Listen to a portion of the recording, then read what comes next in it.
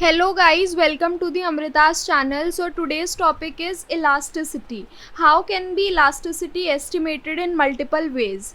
So I will tell you in this video 4 thumb rules for the estimation of elasticity. Rule number 1 is lower segment on the tangent upon upper segment on the tangent, that is on the demand curve only. Rule 2 is RHS on quantity axis divided by LHS on quantity axis. Rule 3 is lower segment on price axis divided by upper segment on price axis. I will show you this on the diagram as shown in this video. तो guys, अब मैं इस diagram में आपको practically बताऊंगी कि आप कैसे इलास्टिसिटी एस्टिमेट कर सकते हैं. आप लीनियर डिमांड कर्व पे देख रहे हैं. मैंने बोला था कि lower segment upon upper segment. सो लोअर सेगमेंट हमारा हो गया इक्विलिब्रियम से नीचे का पॉइंट और अपर सेगमेंट हमारा हो गया इक्विलिब्रियम से ऊपर का पॉइंट. तो ये दोनों हमारा इक्वल है, तो यहाँ पे हमारी इलास्टिसिटी इक्वल्स टू 1 होगी. ऐसे ही हमारी लोअर सेगमेंट पे इलास्टिसिटी लेस देन 1 होती है और ऊपर पे इलास्टिसिटी मोर देन 1 होती है.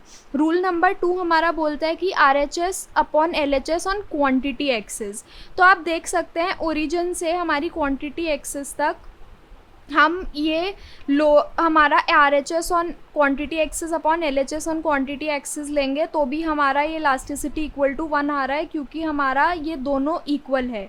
ऐसे ही हम प्राइस एक्सिस पे भी देख सकते हैं जैसे हमने क्वांटिटी एक्सिस पे देखा है. तो अभी तक मैंने आपको बताया रूल नंबर 1, 2 और 3, लेकिन ये तीनों रूल सिर्फ लीनियर डिमांड कर्व पे एप्लीकेबल होते हैं. अगर आपको नॉन लीनियर डिमांड कर्व पे एस्टिमेट करनी है इलास्टिसिटी तो उसके लिए हम रूल नंबर 4 देखते हैं, जो हमारा निकलता है GH/OH. ये हमारा एक थंब रूल है, मैं आपको भी बताऊंगी. बाकी स्क्रीन पे भी आप देख सकते हैं, मैंने पूरा लिखा हुआ अच्छे से समझा रखा है कि आप कैसे एस्टिमेट कर सकते हैं. तो अब आप इस डायग्राम में देखेंगे कि हमारा ये IC कर्व है और हम इस IC कर्व से एक टेंजेंट ड्रॉ करेंगे. जहाँ ये टेंजेंट फॉल करेगा हम उस पॉइंट को नाम देंगे G, और फिर हम उसी टेंजेंट के इक्विलिब्रियम पॉइंट से एक परपेंडिकुलर ड्रॉ करेंगे और हम उसे नाम देंगे H.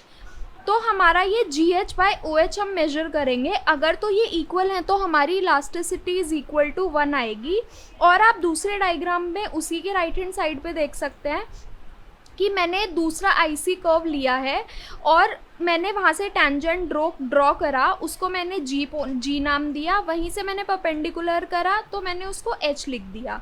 अब अगर मैं इसमें GH/OH करती हूँ तो इसमें denominator OH is bigger than numerator, so here is the elasticity will be less than 1. तो ऐसे ही हम सिमिलरली कर सकते हैं. अगर मैं टेंजेंट दूसरे पॉइंट से ड्रॉ करूँगी तो वहाँ हमारी इलास्टिसिटी मोर देन 1 आ जाएगी, क्योंकि उसमें GH will be more than OH. अब मैं आपको कुछ फिगर्स दिखाऊंगी जिसमें एक सर्कल है और हम उस पर डिफरेंट पॉइंट्स पे इलास्टिसिटी कैसे फाइंड आउट कर सकते हैं. तो मैंने आपको ये तो बता ही दिया है कि हम GH/OH रूल से इलास्टिसिटी फाइंड आउट कर सकते हैं. तो मैंने कोई भी रैंडम पॉइंट लिया है और वहाँ पे मैंने आपको इलास्टिसिटीज़ दिखाई है, जहाँ पे एक पॉइंट पे लेस देन 1 है, एक पे ग्रेटर देन 1 है, एंड सेकंड फिगर में इलास्टिसिटी इक्वल टू 1 भी दिखाई है. सो अब मैं आप लोगों को बताऊंगी कि हमारे इलास्टिसिटी एस्टिमेशन में 2 थ्योरम्स भी होती हैं. थ्योरम नंबर 1 कहती है when demand curve do not originate at the same price intercept then demand curve nearer the origin is more elastic even when they are parallel. इसका मतलब ये है कि अगर हमारे डिमांड कर्व सेम ओरिजिन से ओरिजिनेट नहीं हो रहे हैं तो हम कैसे पता लगाएंगे कि हमारा कौन सा डिमांड कर्व ज़्यादा इलास्टिक है या कम इलास्टिक है. तो थ्योरम नंबर 1 का सिंपली ये है कि जो भी हमारा डिमांड कर्व ओरिजिन से पास होगा वो हमारा ज़्यादा इलास्टिक होगा. सो फिगर में आप देख सकते हैं कि demand curve 1 is more elastic than demand curve 2. ऐसे ही हमारा थ्योरम नंबर 2 है, वो बोलता है when linear demand curves are at same intercept at A they are equally elastic.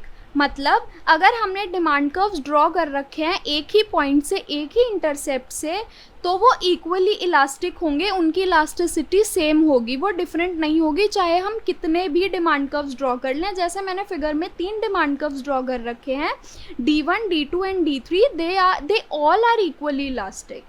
So guys, ये था मेरा आज का tutorial about elasticity of demand. How can you estimate in multiple ways? If you have any doubt, you can ask me in the comment section.